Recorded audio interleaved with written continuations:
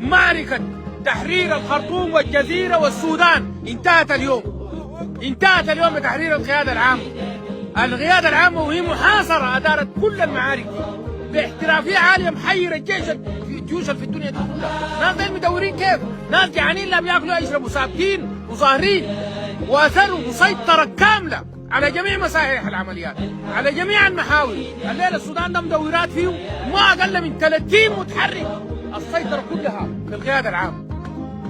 ده نصر معجز والله. ده تدرس المدارس إلى يوم الدين. والله الجيش الأمريكي ما يشتغل شغل زي ده، ولا الجيش الإنجليزي ولا حلف الناتو، والله ما يشتغلوا شغل زي ده، والله ما تشتغلوا أي قوة في العالم.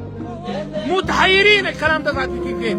ده كله بفضل المولى عز وجل. لا ننسب لنفسنا فضل، ولكن لا ننسى مجهود الرجال. ده بصبر الرجال، وبمجهود الرجال، وبصدق الرجال، وبالناس اللي قدموا انفسهم رخيصه لليوم ده في دلو الشعب السوداني ده. اي زول استشهد في البلد دي استشهد وهو راضي عشان الشعب السوداني ده يعيش في عزه ويعيش في كرامه ويعيش في ارض الحر. كل شهيد استشهد. هذه القياده العامه استشهدوا فيها ضباط من رتبه اللواء، واستشهدوا فيها ضباط من رتبه الفريق، والعمدة استشهدوا فيها، والعقدة والمقدمين والرواد والنغبة والملازمين والمساعدين والرغباوين والرغبة والمعرفة والجنود استشهدوا في القيادة العامة، استشهدوا في جميع مسارح العمليات. دول صوص طيبة كانوا يبتهلوا ويفتخروا ويحتفلوا قبل ساعات الاستشهاد. ده فدا لهذه الأرض. من مات دون عرضي فهو شهيد، ومن مات دون عرضي فهو شهيد.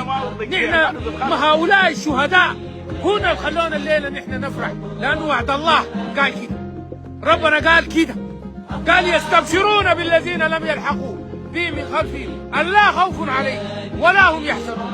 نحن بنستبشر لأنه في شهداء ماتوا في الطريق ده. هؤلاء الشهداء والله ما بكفي نسمي بأسمائهم الشوارع، ولا بكفي نسمي بأسمائهم المنشآت، والله ما بكفي. والله لو سمينا السودان كله حدوده دي بأسمائهم ما يكفي. نحن لا نستطيع لهم جزاء، لا نستطيع أن نجزي كل الذين استشهدوا بمعركة الكرامة. التحية لهم ولا جزاهم إلا عند الله. نسأل الله أنه يجزيهم عننا كل خير.